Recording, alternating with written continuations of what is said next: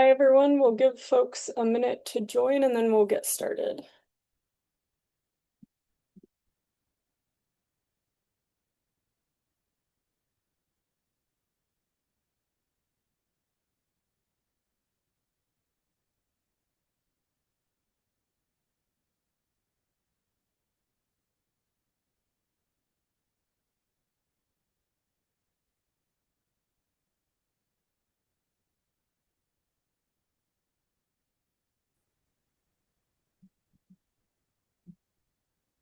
All right.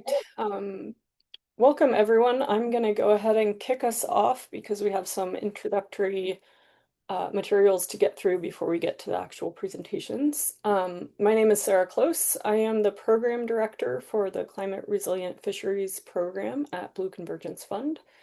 And I'm also joined on this webinar by my BCF colleagues, our program officer, Dom Kone, and our director of outreach and engagement, Emily Knight, and of course, our panelists who we're really looking forward to hearing from today. So we're excited that you're here. Before I say anything else, next slide, Dom. I want to make sure folks know how to access interpretation for this event. We are using Wordly, which is an AI-based live translation app that provides a real-time transcript of the webinar speakers in whatever language you select. It also allows our webinar speakers to speak in whatever language they prefer. You can access live translation in a couple of different ways that are outlined on this slide, and I'll walk through them briefly. If you're using your computer, you can click the link in the chat and select your language. Emily just put the link in the chat now. You can also use the QR code on the slide if you prefer to pull up the transcript on your phone. Just open it and select the language that you would like to be transcribed into. And lastly, for attendees that joined through the Zoom app, we will share Wordly with you, and you should see a window pop up in your Zoom app. And the translation will run down the side of the Zoom window. So we'll be sure to share the link again in case folks join a little bit later. And I think Wordly should be up and running now, so folks can follow along in whatever language they prefer. Next slide, Dom. So briefly, I also want to cover some other virtual housekeeping. This webinar is being recorded. It will be made publicly available on our YouTube page, and we will distribute the recording link to the distribution list when it's ready. Feel free to share the link with anybody who may be interested and weren't able to make it today. And I'll also say that the YouTube recordings of the first two parts of this webinar series are already on our YouTube page. So if you missed any of the earlier webinars, you can go there to find them as well. All attendees have been muted on entry, so to prevent feedback and echoes, but we do really want to hear from you, and we're saving plenty of time at the end for questions. So if you have a question, please use the Q&A panel to type and submit your question at any point during the webinar. If you do not see the Q&A panel at the bottom of your Zoom screen, you can click on the More icon with three dots on the right, the lower right of the Zoom screen, and that should bring up the Q&A panel as an option. We will be keeping track of the questions throughout the webinar, and we'll read those aloud at the end for the project teams to answer. If we don't get to them all, folks are always welcome to follow up with us here at BCF or with the project team, and we'll share contact information as we go along. All right, next slide, Dom. Okay, so now that logistics are out of the way, I just want to say a few words to get us to set us up. Blue Convergence Fund, if you haven't heard of us or don't know much about us, is a philanthropic nonprofit dedicated to advancing ocean and coastal sustainability by turning knowledge into action through funding initiatives that are grounded in community needs. So we really aim to develop innovative, equitable, and durable solutions to complex challenges around the world. Our Climate Resilient Fisheries program works to fund projects and engagement that advance the understanding as well as the practice of climate resilient fisheries. And through that, really to support and amplify real-world applications and case studies of what it looks like in practice to address this complex challenge. Next slide, Dom. The purpose of this webinar will be to present and discuss the work that BCF has funded out of our 2025 Climate Resilient Fisheries Engagement Grants RFP, or Request for Proposals, that took place last year, for which the projects are just getting started. The goal of that RFP was to support efforts that use existing knowledge to catalyze climate resilient fisheries practices and strategies through engagement, network building, planning, and implementation. This RFP came out of a need that we heard expressed strongly and frequently for funding that could support bringing people together around the challenge of climate adaptation to do the engagement that is so necessary and yet often under-resourced. The 11 projects funded in this cohort represent a range of approaches to the challenge of preparing fisheries and fishing communities around the world for climate change. We're excited to share more and to have the project teams share more about their plans for their projects. So today is part 3 of a 3-part series. We will hear from 3 project teams today. And like I said, the other webinars, if you missed them, are already on our YouTube page, so you can feel free to go back and check those out too. Just one final note on this webinar. This is what we like to call a launch webinar, where project leaders are sharing the details at the start of their project rather than only sharing results at the end. The aim of this is to increase awareness, engagement, and dialogue throughout the life of the project. So we really encourage people to reach out to members of the project teams or to us at BCF if you have questions or want to engage further after the webinar. And I believe my colleague Emily also shared in the chat a link to sign up for our Climate Resilient Fisheries distribution list, which will also ensure that you get information that's sent out broadly as different additional opportunities to engage or participate in the work come up. So with that, I will end there and hand it over to my colleague Dom to get into the presentations. Thank you. All right. Thanks so much, Sarah. My name is Dom Kone, and I'm a program officer within our Climate Resilient Fisheries program at the Blue Convergence Fund.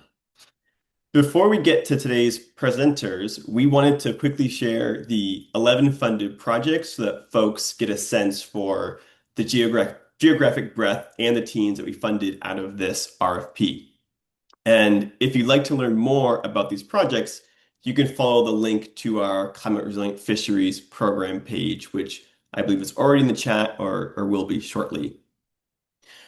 One of the things that we'll be doing in our Climate Resilient Fisheries program is that across all of these projects, we are going to be looking for opportunities to share lessons learned with any groups or organizations in other regions beyond these projects who might benefit from learning about their approach.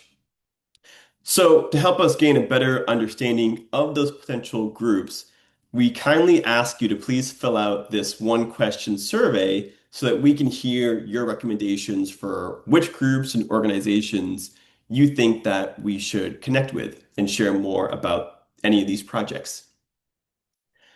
So without further ado, let's get into our presentations. I will introduce each speaker one by one, who will then present on each of their individual projects. And we'll have all of our speakers present without any breaks in between. But then after those presentations conclude, we'll open things up for a Q&A discussion afterwards. And a reminder to please submit questions in the Q&A chat, and we will read those questions during that Q&A session. And one last final flag and reminder is that we will be focusing on answering questions for the panelists about their specific projects. But if folks have any questions about BCF or the RFP, you can email us separately and we can follow up on that thread offline. So with that out of the way, I am happy to introduce our first presenter, who is Toyasi Ige Jongbo, who is with the Federal University of Technology at Accra, and she is going to talk about their project in the Gulf of Guinea in West Africa. So I'll turn things over to you, Toyasi. Hi everyone, my name is Toyasi Gijombo. I'm from the Federal University of Technology, Akure. I'm here to talk about our project titled Fisheries Without Borders. And this project is about building climate resilient fisheries and stronger coastal communities across borders. This initiative is based on the prejudice that challenges facing the ocean are not national. They don't have national boundaries. And as such, the solution should not also have national boundaries. It should be cross-border, it should be collaborative. Next, please. One important reason why this project is very, very germane at a point like this is that 40% of West Africa population live in the coastal areas of Gulf of Guinea. And fisheries in this region is threatened as a result of habitat degradation, climate change, pollution, overfishing, human activities, and even weak governance. And this is the area that has provided up to 9 million jobs for the populace. A lot of communities live along these coasts. These have left the coastal communities in the region facing declining fish stocks. They face increased vulnerability for decades, and these changes have affected their livelihoods in so many ways beyond what can even express. Nigeria, Ghana, and Benin occupy a vast region along the Gulf of Guinea. So it is therefore imperative for these countries to come together to try to chart the course forward to protect this resource. And most importantly, build the climate resilience of both the fisheries, the communities, and the dependent livelihoods along this coast to climate change, and also help them by using the cross-border approach. Thank you. Next slide. Here, we are trying to establish the interconnectedness of challenges in the ocean. Climate change happens, and at times, as individuals, you cannot change you cannot change it. You cannot stop it from happening. The only thing you can do is try to make the community thrive, try to make the community adapt, and also ensure that the community lives irrespective of the changes in the environment. Climate change causes challenges like sea level rise. It causes ocean bleaching. It causes toxic algae. It causes algal bloom. And it causes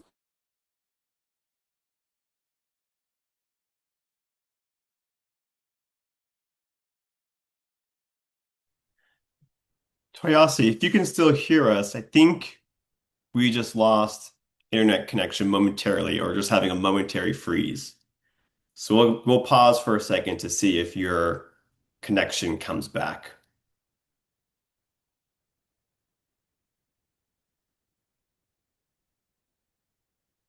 Okay. Oh, bummer. I think we just lost her. Um, why don't we move along to our next presenter, Mitchell Lay, and then we can. Oh, Toyasi, can you hear us? No. Okay. Let's move along to our next presenter. And if Toyasi is able to reestablish internet connection, we can come back to have her complete our presentations. So Mitchell, I'm going to move along and have you present next for us. So let me pull up your slides.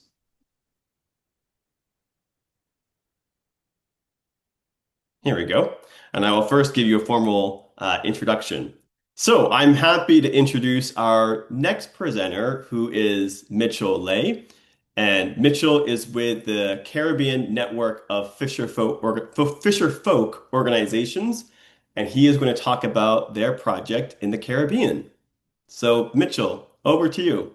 Thank you very much, Don. So it's good to be here. Our project is fostering climate resilient fisheries in the Caribbean. Next slide, Don.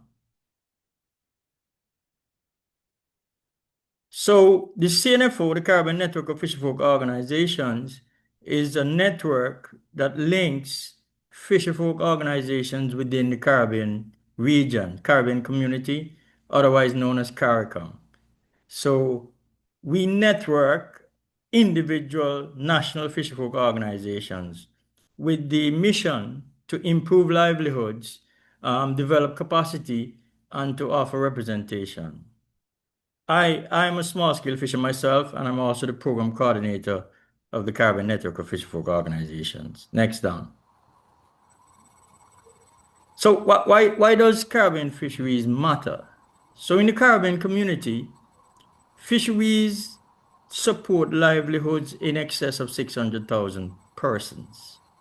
Also supports export values exceeding $293 million. So we have significant investment in fisheries that directly impact our societies.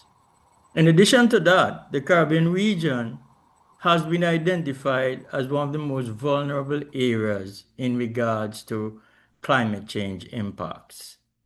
So this is extremely critical for us to mitigate those potential impacts. But fisheries also support, in addition to livelihoods, food security and economic stability across communities, including women and marginalized youths, and also is an engine that drives Caribbean culture as well. Next slide down.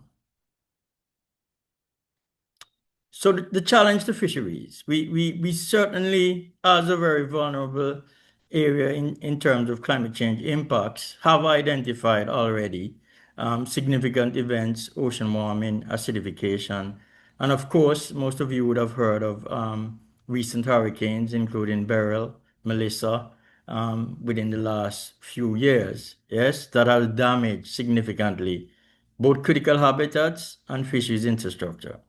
So protection of these is extremely important and requires not only science-based, but also locally knowledge-driven and regionally coordinated action. Next down.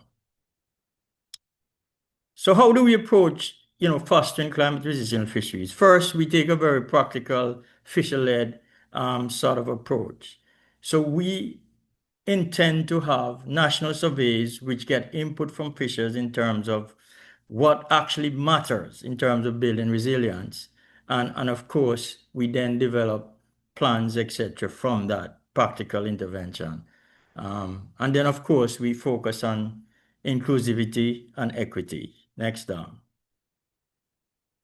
So we're working in 5 of the countries within the Caribbean community, countries and territories. So we are Anguilla, Belize, well, actually not an island, but in Central America, Grenada, St. Kitts and Nevis, and the Bahamas.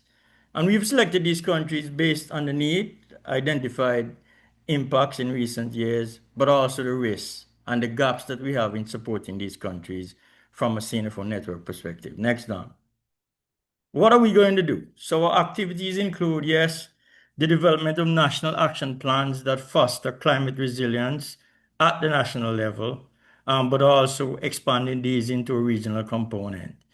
Then, of course, we want to develop microlearning modules. So there's continuity in terms of learning and sharing beyond the project lifespan. And of course, knowledge sharing is a critical component of our project. We want to share our outputs and outcomes across not only the network, but throughout our regional and global networks. Next down. We intend to do a lot of the learning and the action planning in 2026. And then in 2027, we do our synthesis micro learning modules and scaling our activities. Next down. So communication is a critical component of our project. So we want to actually, because we're a network, we want to bring benefit across the network and across the countries in the region, but also among our global partners as well. So we will certainly, in addition to in-person national workshops, we look at regional fora to engage as well, and also within the national and regional fisheries management organizations, such as the Caribbean Regional Fisheries Mechanism. We also intend to impact the global fisheries community, which we often are represented at COFI and also at the Gulf and Caribbean Fisheries Institute. Next down. So our team involves myself as the project lead, the CNFO's administrative officer, Nadine Nebhard, and our very important partner who is co-implementing this project with us from the Pan American Development Foundation, Madeleine St. John. So this is our team structure and roles.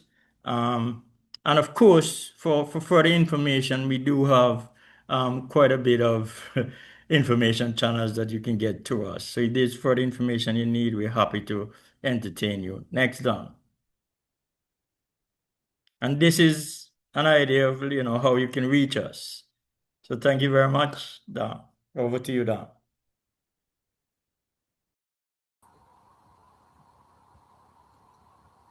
All right. Thanks so much, Mitch. So I'm going to move us along to our next presenter, who is Fiorenza McKelly, and she is with Stanford University, and she is going to talk about their project in Baja California, Mexico. Over to you, Fio. Thank you, Dom, and hello, everyone. Thank you for the opportunity to present our project today. My name is Fiorenza Micheli, and I'm presenting on behalf of the larger team who will join us for the Q&A in the panel. Next slide, please.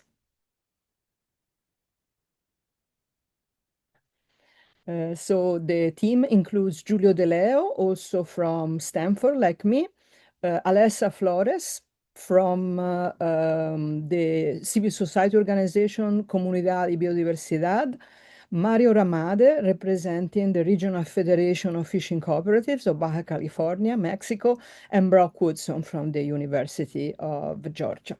Next slide, please. So the Federation of Fishing Cooperatives comprises 11 fishing cooperatives that span the Pacific coast of Baja California, Mexico, that you see here in the map, a region where small-scale fisheries are the main economic activity and source of livelihoods. Next. The fisheries that the cooperatives in the federation engage in are managed through territorial use rights for fishing, turfs, where fishing cooperatives are granted exclusive rights, in this case for a period of 20 years, for a suite of species that are harvested both for national and export markets. And most of these species are associated with coastal kelp forest ecosystems and are fished through hookah diving, traps, and a whole suite of gear types and processes. Next. This project builds on 20 years of partnerships and engagement with the cooperatives of this region. The collaborative research followed a participatory model from the start and has focused on assessing the impacts of climate variability and extremes on the fisheries and the ecosystems and the social ecological systems of this region, including documenting the impacts of marine heat waves, extreme hypoxic events, and harmful algal blooms on the target species for these fisheries, including high-value species like abalone, the gastropods that you see here on the upper left, spiny lobster. These two species are primarily for export markets, and then a variety of additional species that are both for international export and for local markets and local consumption. In addition, our work has documented and informed the suite of management options and management responses that the cooperatives have implemented, including, for example, the establishment of marine protected areas, voluntary protected areas established by communities. And the participatory research has documented the role of protected areas in providing for resilience to climate extreme. In addition, monitoring and oceanographic studies have documented the severe impacts that marine heat waves have had on kelps, for example, with the loss of over 80% of kelp forest in some of these regions. Finally, research has developed a series of empirical and modeling studies to both understand the drivers of impacts and their variation and inform management options. Next. As part of the modeling studies, we have convened two workshops that have focused specifically on the role and potential of models to support climate resilience fisheries management in Baja California. The workshops were held in Ensenada, Mexico, in December 2024, and then in July 2025 in Monterrey. And the participants in the workshop have identified the critical questions and the most promising modeling frameworks and data streams, oceanographic, ecological, and fisheries data to support this effort. Next.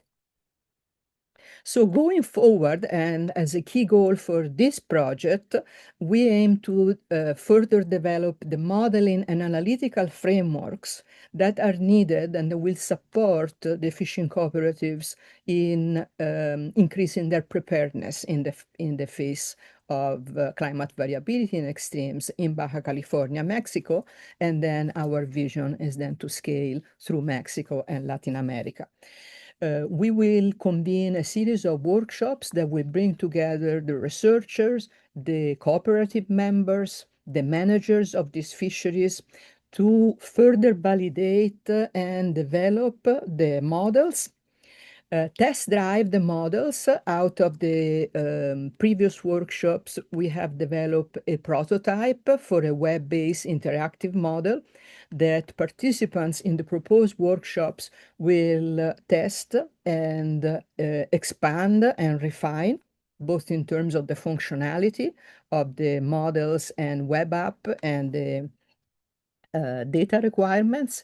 And then the workshops will also be an opportunity for sharing and learning and training fisheries technicians that are the interface between the fishing cooperatives and the government agencies in Mexico in managing small-scale fisheries in the use and interpretation and applications of this platform. Next. The expected outcomes and deliverable for this project include a fully operational platform, a web-based interactive platform that fishing cooperatives members and fisheries managers can use to explore options for management strategies that are aimed at supporting climate resilience in fisheries. A report that documents the use of the interactive modeling platform for broader uptake and utilization throughout the region, engagement and training of fishing cooperatives staff and members, particularly the new members, the basically incoming and mid-careers technical staff in the cooperatives that will have in the workshop an opportunity to learn from the wealth of experience and knowledge of those who have held this position in the cooperatives for a number of years, decades in some case, and then throughout the projects, communication and outreach, sharing with the other teams and with the broader community. Next. So with that, we want to thank the Blue Convergence Fund for their support, all the participants in the projects, and the broader community for all the sharing and learning towards fisheries resilience. Thank you so much. Thanks so much, Vio. Now, I believe Toyasi has re-established internet connection. So I want to pause for an opportunity to see we might be able to go back and finish her presentation before we get to the Q&A discussion. Toyasi, can you hear us? Yes, I can. Wonderful. Give me a moment to scroll back to your slides where you left off, and we'll have you complete your presentation.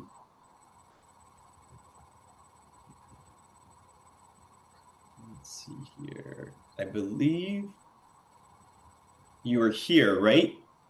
Yes, I'm here. You can go to the next slide. Okay, awesome. Over to you. Another important reason why the project is also very important is because fish is nature's superfood. And very importantly, for our part of the world in Africa, a lot of humans, a lot of people depend on food for their basic source of protein. So it's important that this project also supports food security. It provides protein, it provides vitamins, iron, calcium, and minerals. Next slide.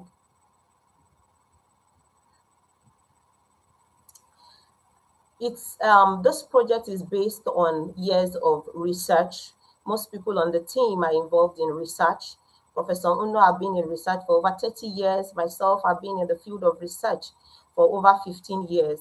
And we've had opportunities to go to communities. And this project was born out of the need and the gap that has been identified from years of research, from years of community advocacy, from cross-border needs assessments, because most of the stakeholders in this project have been involved across cross-border work before. We've worked before across borders, and we've identified the gaps and the missing link. We have founders of NGO as stakeholders in this project. They've done advocacy. So all of this information coming together has established the gap and the need for us to establish, for us to set up and put up this kind of a project. The next slide. Climate resilience in this context means for a community and the fisheries to be able to adapt, survive, and thrive irrespective of environmental changes. The environment changes, but that doesn't take away the livelihoods from them, and that doesn't take away their dignity as human beings. And how do we establish this climate resilience? The first thing is to ensure stronger social governance and less conflict. And that is why we are carrying out co-management. Another thing is to have healthier ecosystem. And doing that, we are setting out on setting up capacity building on sustainable fishing practices, and also helping them to build their livelihoods. Another one is inclusive governance. Inclusive governance means giving the vulnerable sectors, that is the women and the youths, a seat at the table and a voice in the room. Inclusive governance is very, very important and key to building climate resilience for coastal communities. Adaptive fisheries practices, and these are fisheries practices that are ecosystem management based, that are not detrimental to the ecosystem, and will also help the community to be able to adjust. Then safer livelihoods, safety for the community, safety for the aquatic ecosystem, safety even for the fishes. And these are the pillars on which climate resilient fisheries in the context of this project is established on. Next slide. The goals of this project is first to build climate resilience fisheries in the Gulf of Guinea. And we are doing this by developing the capacity of fisher folks, women and youths in sustainable fishing practices, and also through knowledge exchange. We are integrating science and traditional ecological knowledge. We are also promoting inclusive and equitable participation. There was a time we went to the field to work, and one of the women in the community told us that if her husband does not go to fish in a day, her children will be able to go to school. There will not be food on the table for them to eat. These are the things that we need to take care of. We have to give them alternative livelihoods in fishing sector and even outside fishing sector. And those are ways we can build their resilience to fisheries. And those are the things that this project is trying to project. Next slide, please. Well, I have a wonderful people working with me as a team, and we see Professor Uno. He has 30 years experience. He was once the HOD of Marine Science in the University of Ghana. He has worked with the Ministry of Fisheries in Ghana. Dr. Pelebe Rodriguez is also an expert in marine fisheries. Professor Olawusi Peters is currently the HOD of Fisheries and Aquaculture at the Federal University of Technology, Akure. Dr. Ogunrayi is also, she's also an aquatic ecologist working with the Ministry of Environment, and Mr. Wiola Paul is the founder of a thriving NGO in Nigeria called Aqua World. And this is not the only team members we have, but these are the regional team. We have local teams in individual countries, in Benin, in Ghana, and in Nigeria. And we also have sub-local teams in communities. So this work is very rich and vast in stakeholders when you have to talk of the fishery sector. Next slide. We have having partners is very pertinent to the success of this project. We are working with United Nations Ocean Decade, and it is worthy of note that this project is like a sister project to an endorsed project under the United Nations that is being hosted at the Federal University of Technology, Akure, whom I'm also the private investigator. That is on coastal protection. So Fisheries Without Borders is taking away, is moving on from just the scientific aspects of research, going into the social aspect, trying to boost governance, trying to boost livelihoods, and trying to integrate scientific ecological knowledge into fisheries governance. We have Blue Guard Alliance, which is an NGO, Lagos State Environmental Protection Agency, University of Ghana, Aqua World. We have different NGOs and universities working with us. It's a job for all, different stakeholders from different aspects, for us to all work together, bridging the policymakers, the academia, researchers, scientists, community, fisher folks, all coming together to be able to build up our coast. Next slide. Our approach is by stakeholders dialogue. This project, I think at this point, it's worthy of note that we've advanced a little. We've carried out some policy dialogues meeting, one in Ghana, one in Benin, and one in Nigeria. And such policy brief have been produced and has been tried to push into local government rules and regulations. And that is the stage we are. And we are also trying to bring it together to form a regional policy brief to take to the international policy makers. We are at that stage also in this project. So it's important. And our stakeholders dialogue had vast representation from all sects, from men, from women fishers, from the youths, from local fishers, and from the academia, from policy makers. And another thing we are doing is capacity building, which we have also started. Traditional knowledge documentation, Fisheries Without Borders Network. It's important, I'll get to a slide where our website is, that you please log into our website and follow us on all our media pages. There is a repository where we are having on the website to actually save all our traditional ecological knowledge. And we also have a form that is launched on the website to administer stakeholders into the Fisheries Without Borders Network. Though it's not automatic, it will go through screening based on your, you're going to put your autobiography, a little CV, and information about yourself. But we encourage you to visit our website. That will be shown in the next slide. So we're also having cross-border regional forums and policy brief and advocacy. So we are sharing knowledge across the borders. For example, in our capacity building, Nigeria, we carried out different capacity building, but we also did fish aquaculture in fisheries, while Benin actually did the conversion of the marine algae, sargassum, into compost for manure. You can see the vast while Benin is also trying to, they are planning for their capacity building, which is working on building women cooperatives to carry out fish processing. These are ways in which we are sharing knowledge across borders to build the resilience of the community. Next slide.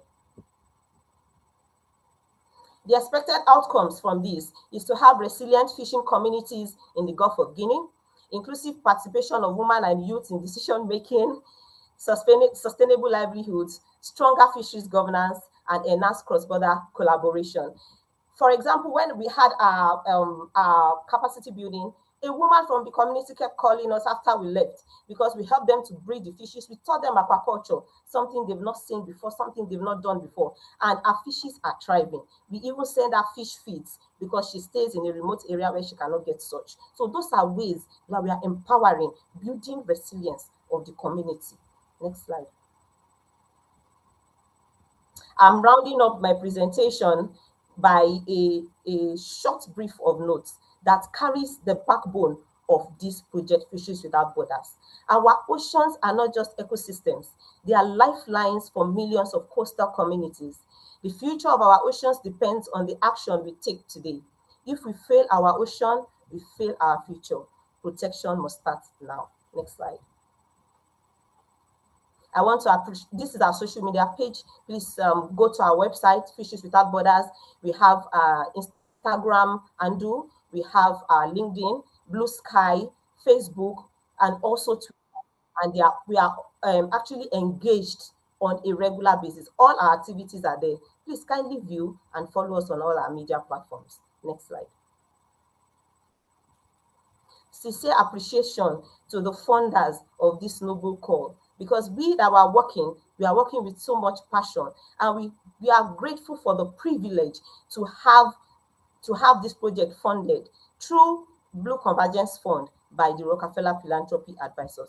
Thank you. Special thanks to Dominic, Sarah, Emily, and team. Thank you for always communicating. Thank you for your understanding. Thank you for your patience. And thank you for allowing me to come back to finish my presentation. Special thanks to my team members. They are all working so hard.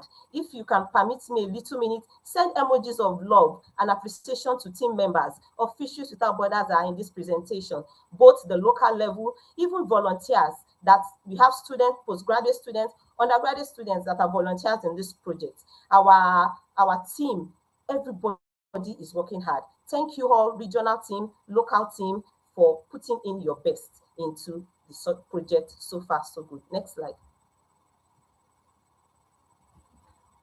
Thank you all for listening. That's all.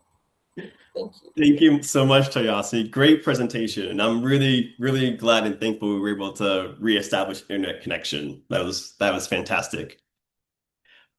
All right, I am going to advance the slide since we got a little out of order, just so we're back on track here. So that concludes the presentation portion of today's webinar. And I want to thank all of our presenters today who gave really great talks and gave us a more in-depth view into each of their projects and some of their planned approaches and outcomes. Now we'll move to the Q&A discussion. And again, one last friendly reminder that if you do have any questions, please do submit them using the Q&A feature, as that's what we'll be using to read off questions for the panelists. But what I will do right now, I will stop sharing my screen and I'll invite all of the speakers as well as the rest of the panelists to turn their cameras on, and we can all participate in the Q&A discussion.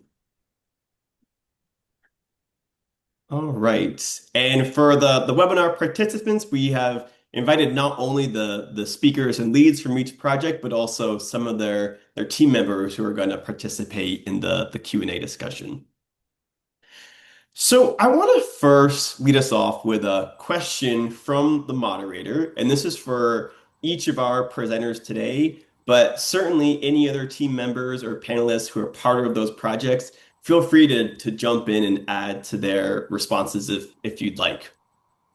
So the question from us is, can you give us a sense of, or expand more on how you think the work you are doing will help advance climate resilient fisheries, or even provide some potential examples that help connect the dots for everyone here on the webinar? And what we'll do, why don't we have Mitch lead us off, and then we can go to Theo's team and then Toyasi's team. Okay, Dan. Thanks for the question. So what we are doing in our project is to actually have fisher input into the development of national plans to build climate resilience in fisheries, not just ecosystems, but livelihood specific, which is quite important for us. So Our project will identify those threats that fishers in each country identify themselves. In addition to what the research says, fishers also have experienced threats and what they perceive to be threats as well. And so we want to develop at the national level very specific plans that are fisher centric, including, of course, some areas that are not really widely thought of as resilient, such as looking at underdeveloped and underutilized species as a means of building resilience in terms of livelihoods and ecosystem diversification as well. So those are some of the areas that would specifically contribute to resilience, not only in the ecosystem, but in the livelihoods component. Because for us, the ecosystem, the human component of the ecosystem is critically important. And of course, we want to look at the whole idea of building a knowledge base of fisherfolk so that fishers in the Caribbean region are well aware of the potential threats, not only in their country specifically, but also across the region, and develop specific training modules which will be available ongoing in CNFO's depository and shareable. So those are some of the specific ways. Thanks, Dom. Thanks, Mitch. Then I'll turn things over to Theo. Oh, Oh, Francis, did I you want to think add something? Francis wants Yeah, to. Francis, did you want to add something? Yes. No, I wasn't going to ask. I was going to add on to what our project is expecting by way of outcomes. Yeah, in the project. Yeah, I was going to answer your question partly from our side. Yeah, so in the West African region, we've talked about the dependence, but what is also happening is that catch has declined seriously, both as a way of climate change and then illegal fishing. Yeah, so these two has driven the life of the people so down and makes it they are difficult. It makes them difficult to predict their catches. So we are seeing shift in seasons, catches that are not able to meet their expenses and all that. So through this project, we are intending to help them understand what they are facing, also build their capacity to be able to shift to other things or do something that will help them to be able to adapt to the ongoing climate change. So helping them to understand, build their capacity, as well as document what they have that can help them to mitigate the effects of climate change. Thank you. So, thank you. Then I'll turn things over to Theo and her team. They want to go next. Thank you. So I'll start and other team members can add. But our goal is to increase climate resilience by increasing the access and ability of users directly to explore how different actions that they can take might increase the resilience of their fisheries. Two essential elements are the co-design of the modeling platform so that there's input from the start and throughout on what are the questions that the managers, the decision makers ask in the face of extremes. And then the training and engagement within and across cooperatives. As an example of the kind of questions that the modern and interactive platforms aims to address with, for example, in incoming extreme events like the Super El Nino that it's developing in the regions, there are a number of tools that are in the toolkit of the managers of the fisheries, of the decision makers. And this includes, for example, shifts to different target species, different gears, changes in size limits, establishment of rotational or permanent, fully protected areas, and so on and so forth. And so the platform, by enabling an exploration what might be the outcomes in terms of resilience of these different actions will increase the preparedness and the responsiveness of the fisheries in the face of this event. So it's just empowering basically the decision makers to shorten the lag that typically exists between the studies and the communications and the outcome, and being able to directly explore and gain that learning and share that learning and make decisions that are informed by the scenarios that they can explore in the platform. So I stop here. I don't know if Brock or Alessa or Julia want to add examples or context. Maybe briefly, I can make a point if it's okay for Dom. Yeah, absolutely. It's very briefly, I think there is a tremendous level of information that experiential learning is key. So we learn a lot by doing, and also we learn by trial and error. And that we also acknowledge that there is a tremendous knowledge, a level of local ecological knowledge by the fishermen. But on the other hand, the strategy that we have developed through decades, and sometimes even longer, to address environmental variability in small-scale fishery are rapidly becoming inadequate to cope with the unprecedented challenges posed by increasing climate change. And so it is important to have a platform where I can basically simulate that experiential learning, that doing by trial and error, so on a much faster pace and without risking, to collapse the fisheries. And so that is the goal of the software platforms that Brock Woodson is developing along with our team. Yeah, wonderful. Those are some great examples. Thank you. All right. Next, we'll turn to Toyasi. If there's anything you'd like to add about your project, in addition to Francis's comments. Yeah, I'll just add something briefly, and I'll call on Rodrigo to also add something that he has to say. One major way our work is building climate resilience would be harnessed from an example that we had in our recent capacity building to a community in the coastal area. Immediately we launched into the community, we went to meet the stakeholders. That's the king. We call them KBSC. We went to meet the king, and he laughed at us and said, "See these learned people coming to train us. They've lived all their life in fish. They were born into fisheries, and we're coming to train them how to fish." That it's somehow, and they feel so funny. And everybody laughed, and we told them, "No, we are not coming to train you. We know you have the knowledge. We know you have history. We know you understand. We are just coming to complement your efforts." And that's why we are carrying out a bottom-up approach. We explained to them what we wanted to do.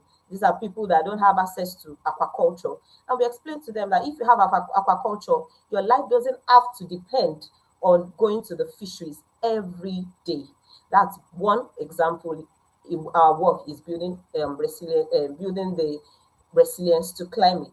And at the end of the day, we are trying to harness their own traditional ecological knowledge, and we are trying to infuse it with science, and we're trying to make headway, trying to have a traditional ecological knowledge base, and also trying to infuse science and build capacity by training the community. Maybe Rodrigo will have something to add. Give him some time to do that. Thank you very much, Toyosi. Thank you to everyone. I think to add, I can also say that in our project in West Africa, so we try to improve the participation of local communities in decision making. So through our capacity building, even with the local dialogue, so we saw that it was an issue to have a resilient fisheries in those communities, because there's a low level of participation, and there are only people who can share the real problem they are facing if you want to build their resilience. So now we promote co-management, so they can share to other stakeholders the problem they are facing in order to find a solution to their resilience. Also, another activity is the conflict management. So to build their resilience, we saw some problem related to conflicts that increase their vulnerability, because if they are not really together, if there's a climate-related shock, they will be more vulnerable again. So we are trying also to train them how to collaborate, to cooperate, to really avoid conflict, and then where there is conflict, how to sustainably manage the conflict, and from the conflict find solution towards their resilience. So that's what I want to add to other aspects my colleagues said. Thank you. Wonderful. Thank you, Rodrigue.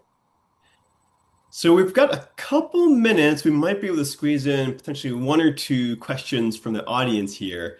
And I see one has already been answered by Brock, but I'll go ahead and ask that of Theo's team just so the entire audience can hear the response. So their question is, will this web-based tool be used for the entire Baja Peninsula Pacific coast or only for the Baja Sur region of Fedicoop? Does anyone from Theo's team want to answer that one? Sure, I can jump in. So the modeling tool, the way we're building it right now, it's pretty easily generalizable. You'll be able to upload your own environmental data and things. The current status of the model code, we're still in testing, already has 80 some odd species built into it. So it will be for the whole Baja Pacific Peninsula, but and beyond. So we're building it with an idea of moving past just Baja, but using our experience working with the Feta Co-op and the fishers in Baja to develop and test the modeling platform.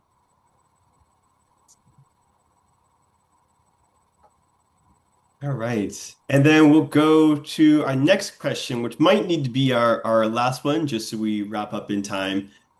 This is for the team in the Gulf of Guinea, Toyasi and her team. How will the work happening in the Gulf of Guinea be impacted by the recently announced fishing closures in Ghana to allow for marine protected areas to recover?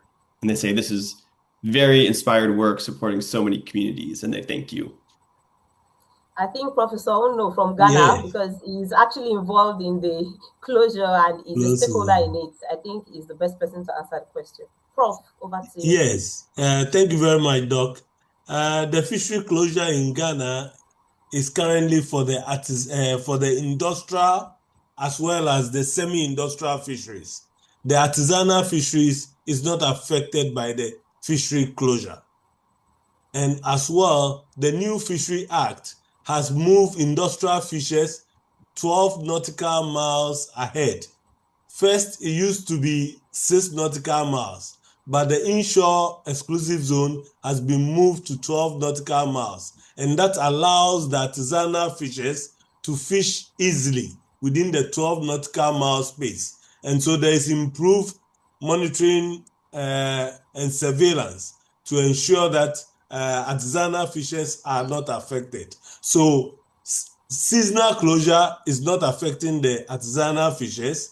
And as well, the artisanal fishers has been given wider space according to our new Fisheries Act. And it's being monitored, so artisanal fishers can now breathe and they now have more space to fish. And as well, they will be able to be resilient to climate change impacts. So the closure is not affecting them, but the government and policy has made it even much more better for them to work and to be able to be more resilient to climate change. Thank you. Thank you. Thanks so much, Francis. All right, I'm going to go ahead and conclude our Q&A discussion and quickly wrap us up. But if there are any questions that we didn't get to in the chat today, we can follow up with folks afterwards one-on-one and connect folks so we can get those questions answered. So I'm going to share my screen quickly, and I will go ahead and close us up here. So I first wanted to thank all of our presenters for their great talks today, as well as each of the team members that joined in for the Q&A discussion, as well as everyone who joined us as participants for the webinar today. One last reminder is that this part 3 webinar will be posted on our YouTube channel along with the parts 1 and 2 of the entire series. But this part 3 does officially conclude our webinar series to announce all of our projects that were funded out of this engagement RFP. And one last final plug, if folks have not had an opportunity to do so already, please do complete our one question survey so that you can recommend any organizations or groups who you think that we should connect with on any of these projects across each of the webinar series parts. Other than that, I thank you all for joining today, and I hope you have a good rest of your day and start to your week. Have a good one, folks.